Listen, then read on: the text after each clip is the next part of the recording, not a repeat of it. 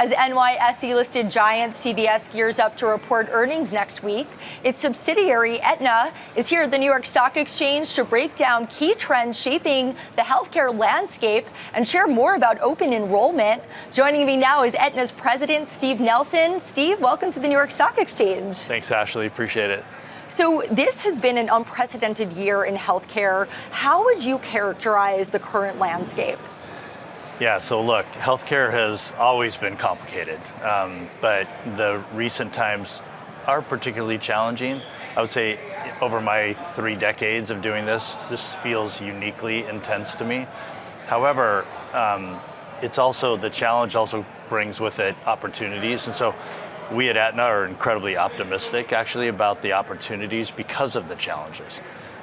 So think about unprecedented, rising costs year over year. Think about population aging. 20% of the US population is going to be over 65 in a couple of years. So living longer, more complex conditions, and then consumer demand.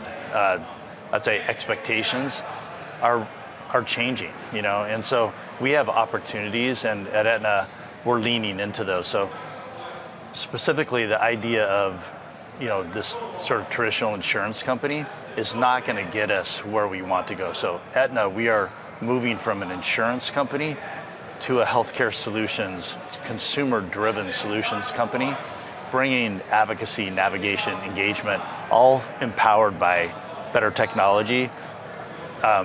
I'm going to say AI. We talk about it every day here. It means different things, different people, but yeah.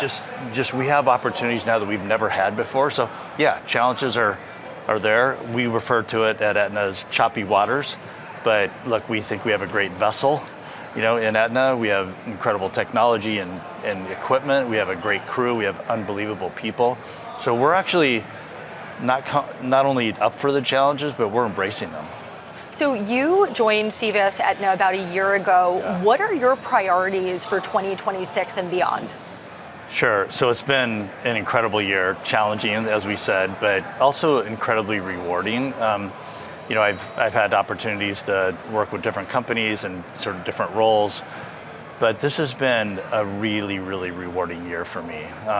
As an Aetna executive team, we spend a lot of time focusing on 3 priorities so we can create a strong foundation, a durable company with great performance that's sustainable for years to come. So the 3 priorities specifically we focused on is building a really strong foundation and making sure that we're incredible at the fundamentals. Second, we want to be truly distinctive, so leader in capabilities, and then also have an incredible culture with really high caliber team and talented people.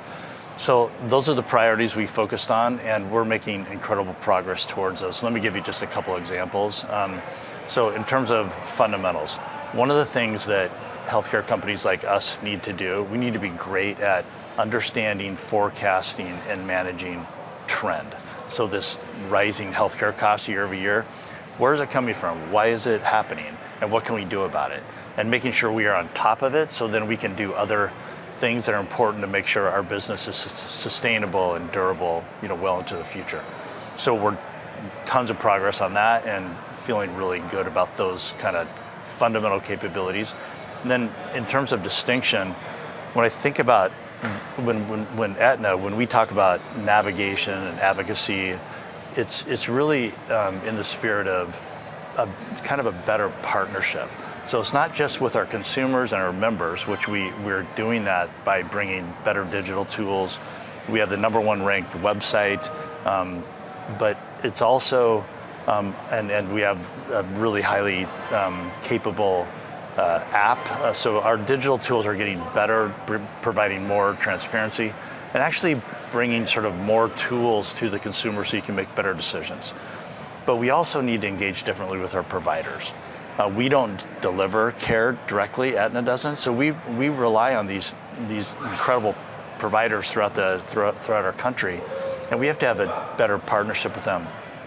We've been recently ranked #2 in our NPS scores with providers, which is actually incredible progress, and we want to keep driving that. So we think we can change the conversation by having different kinds of partnerships. And then we want to include our strong partnership with the government, CMS.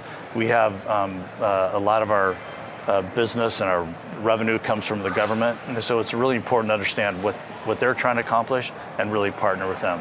So those, and then we've made tremendous progress in our culture and strengthening our team. So I really am excited about those three priorities: the fundamentals, distinction, and our culture and our team. And we're making great progress on that. So those are some of the ways that we've navigated over this sort of challenging year, and it's another way that we've kind of set ourselves up for a really, I think, exciting and promising future. And we have about 30 seconds left. Yeah. What is next for Aetna?